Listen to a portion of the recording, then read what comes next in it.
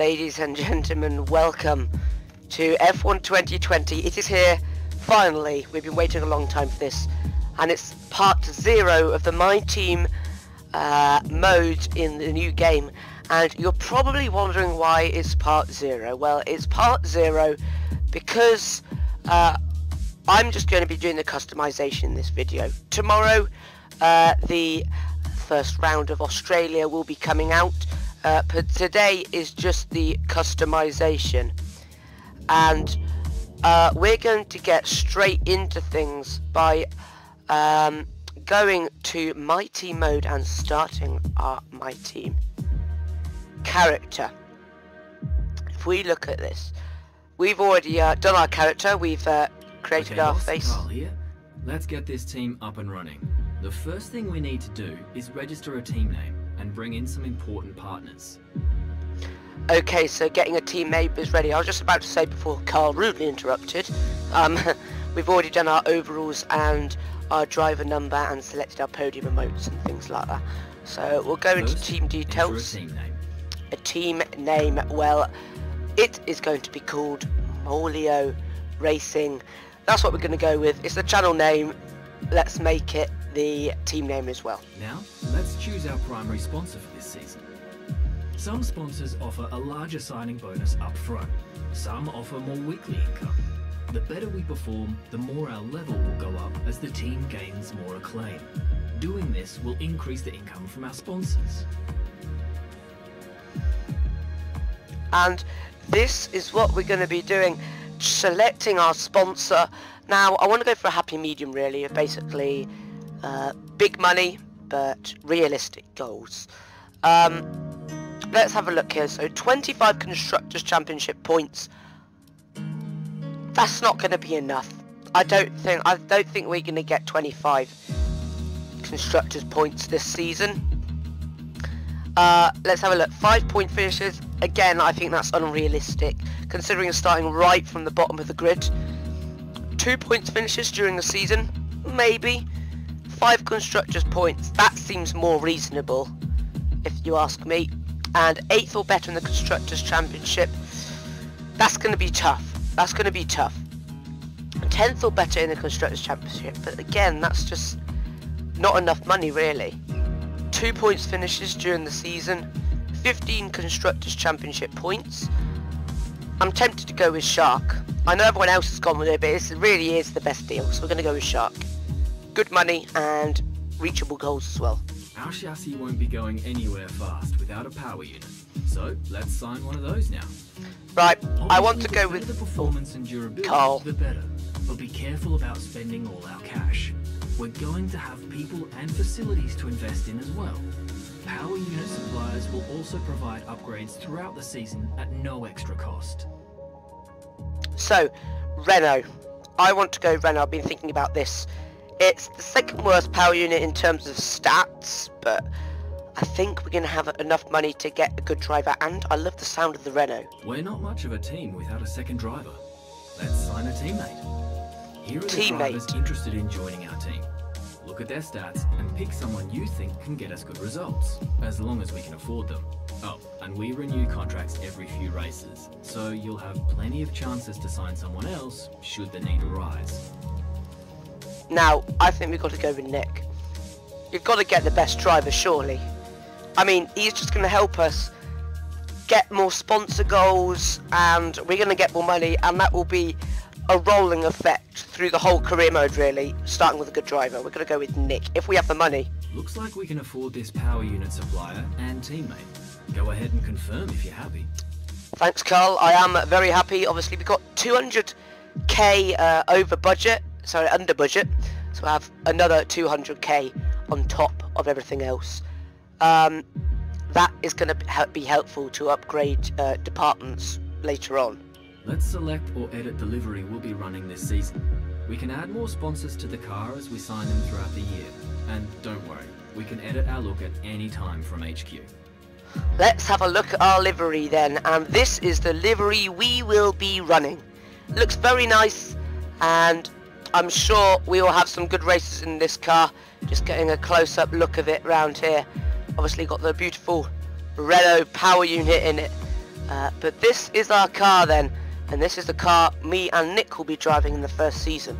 Now we need a badge for our team branding. Select an existing badge, edit it, or create one from scratch. I've already designed the badge, and this is the M for Molio. We're going to go with sort of a theme of, as you see on the livery there, kind of a blue, white and black theme. Last but not least, we need to pick team colours for the rest of our branding. You'll see these colours throughout HQ. And we're going to pick the team colours, and we're just going to copy the livery colours. But that other one's blue, so we might want to change that. That's the second blue. Let's make that white. Looking good. Great, that's everything we need. You can go back and edit anything we've done so far, and we'll come back here at the start of each season. But if you're ready to go, hit advance to head to Team HQ, and we can start our push to the top of Formula 1. To the top of Formula 1, hopefully we will go. We're going to be running the full calendar. We want to get the whole experience, and obviously we're going to go for the usual format of full qualifying formation lap on a 50% race. And what we're going to be doing with the AI, I'm going to put it on 101 for now, and we can increase it if we think it's a little easy for us as we go through. And we're going to have a full damage safety car on. We're going to go for strict corner cutting, and everything else on manual.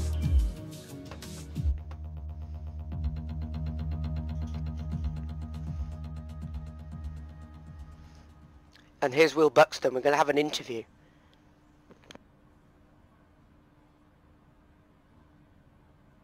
Okay, we're live in 5, 4, 3. Hello folks, and welcome to the HQ of Formula One's newest team. We've been invited backstage to gain an exclusive insight into what could be one of the most exciting entries in the sport for many years. Now, we've seen a number of new teams enter the sport over the last decade, amongst their number Manor, Caterham, HRT and of course Haas. And while some have proved to be successful, others have morphed into different teams and some have disappeared completely. What marks this team out though as being something different is that its owner is also its driver. Now, there's a rich history of that in Formula 1 too. Sir Jack Brabham, John Surtees, Graham Hill and Bruce McLaren all drove their own cars in the sport, but it has become increasingly rare in recent years. What's very special about this team though is that while the team itself is new to Formula 1, so too is its driver and owner. Whatever happens this season, you've already made the history books. Tell me, do you feel up to the mammoth task of both managing and driving for a Formula 1 team? Well, I hate to break it to you, Will, but yes, we're going to have to be. Otherwise, why did we take on this task? Every team needs 2 drivers, but what was it that drew you to your teammates? It's got to be their skill. We had the money, so I mean, the skill was really a key point. That's why we bought them, really. We had the money. Why not go for a good driver? That's going to boost our acclaim, and it's going to create good opportunities for us in the season. So their skill set really suits our team. That's my answer. No one aims to finish bottom of the table. Who's the team you're aiming to beat? Now, I don't really know how this is going to affect us. It's going to probably create rivalries, and I don't want to, like, start the team's expectations too high. I think we're going to go for Williams, really. I mean, I don't want to be as low as Williams, maybe get Alpha as well, but I think if we stay Williams and we overperform our expectations, that's going to increase team morale. How are you expecting the car to feel out on track? I want to go for a philosophy of downforce, very much like Red Bull does. So as responsive as possible, one of our main goals. This is going to give us the edge going into corners and aero department boosted. The other teams now have years of experience, both on and off the track. How are you planning to catch up to them? Catching up to them is going to be tough, it is, but I think fuel loads are the key to reducing weight, ERS, Fresh pair of eyes, reducing drag. That's about downforce. That will boost the aero department as well. Let's go for that. Overtaking is a key part of this sport. How have you ensured that your car can take advantage of each opportunity that comes your way? Incredibly light car through corners. About power, we're not really focusing on power though. A streamlined car, that's straight line speed. We're not really staying true to our word if we select that answer. Rigorous stress testing, avoid grid penalties and failures. I think through corners is going to be our advantage over the field. And finally, which of your new departments are you most proud of? Well, I've kind of been slugging off the power unit department during this interview, so let's just go for the power unit to balance things out. Well, that's about all we've got time for here. We will see how this fledgling team fares in its first Grand Prix. Okay, great, thank you. That's a wrap. And there we go, our first interview in F1 2020 My Team mode. And I'm sure we will have many more of them coming our way soon, as we are going to go into the headquarters. Here we are, ladies and gentlemen, in the HQ of Molio Racing, the new Formula 1 team, and we're going to look through the menus. Activities. So I'm assuming here this is where we manage our time, and we can select the activities you see on the right there, in between the events that we're going to do. They're already planned, so the Grand Prix weekend and the car reveal. So if we go to the 26th, assign activity, we can afford a 7-day activity. So let's have a look. Power and durability focus, or aero and chassis focus. I want to get that downforce on the car. I want aero and chassis, so we're gonna make that our first task.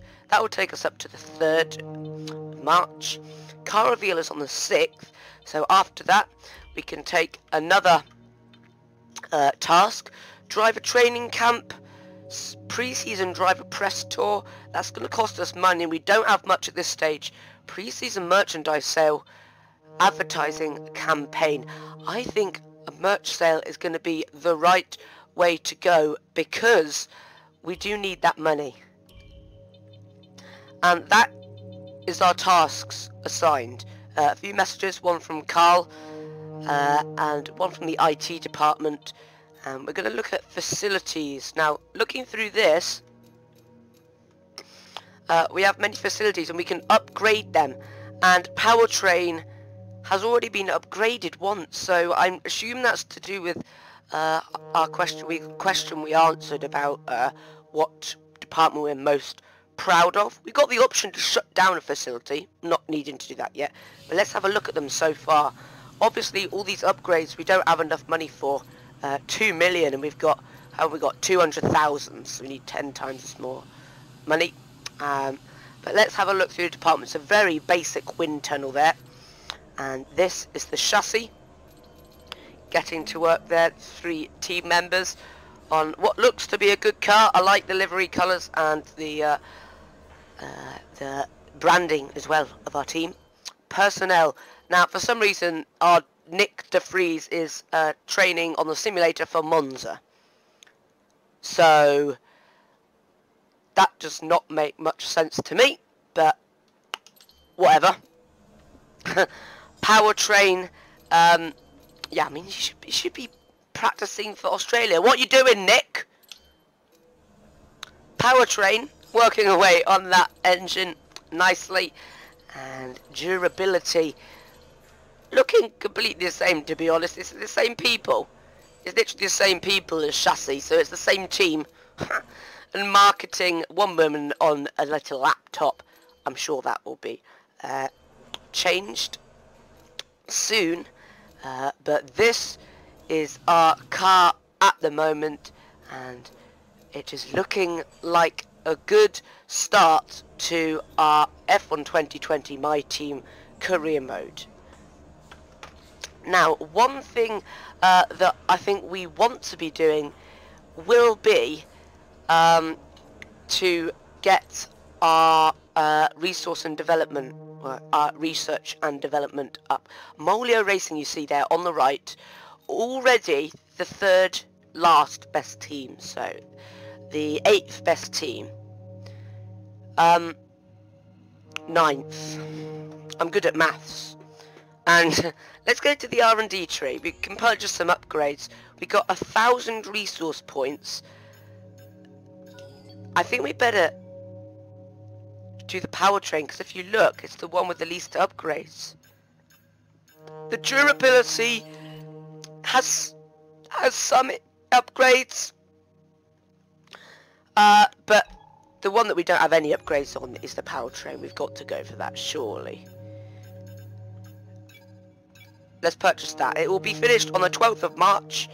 I don't think that will be in time for the Australian Grand Prix. We'll have to wait for Bahrain to get that upgrade. And this is the tree then. We're right on the back of Alfa Romeo, and of course Haas and Williams are at the back on their own, kind of. Vehicle, of course, tyre allocation and gearbox, that's all decided here. Corporate sponsorships, we can't get any secondary sponsors until we get to driver acclaim level number 2. So we'll be working on that. Contracts, you can see the contract for Nick de Vries runs out in 132 days. So we're going to have him for a while. Here, we can spend any extra money that you secured on perks. Each of these perks benefit both you and your current team. They stay with you, so they'll make you a more attractive prospect in future negotiations. That's interesting. So we can select a perk for our driver. We don't have enough money at the moment. We need 275,000, the cheapest being at 225,000. We've only got 200,000. So we'll come back to that when we have enough money. Driver market, obviously we can't afford any F1 drivers at the moment. We've just got to build our team up from the bottom and sort of attract the drivers with a faster car, really. Finances, we're all good with that. Income 4.9, outgoings 4.7, so we're making an average profit of around 0.2 million each time. Contract period for Nick de Vries, and we can have a look at the season. So that's the money going in and out. Finance history, we're yet to do a Grand Prix. That will pop up after the race. Customization, we've been through that. And the standings, well, we haven't started the race yet. But speaking of starting the race, we're not going to be able to do that until the 12th. And actually, yeah, the ignition system upgrade, so the powertrain upgrade, will be completed just before the Australian Grand Prix, which is good. We're going to advance time, complete the tasks we set for our team, and go to the 6th, where it is the car reveal.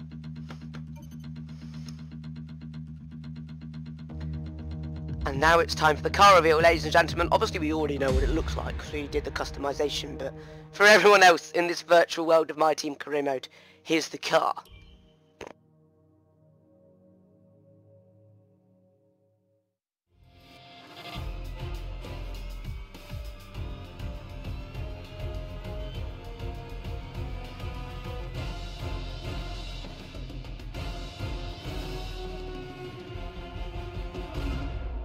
And there it is, looking beautiful under the lights there.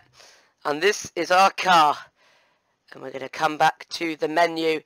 And next event will be the merchandise sale we started. So we should get some financial income from that. We're going to advance through that now. As you see, yeah, and the pre-season merchandise sale, we get 500k. We're up to 1.07 million. And, oh.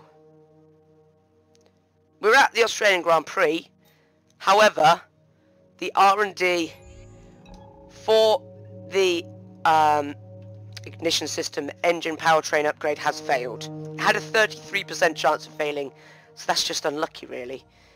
We've got, I mean, if we go back, we can ask it to redo it, but it's only 250 since it failed, so it's cheaper. We've done that. But that's really bad, to be honest.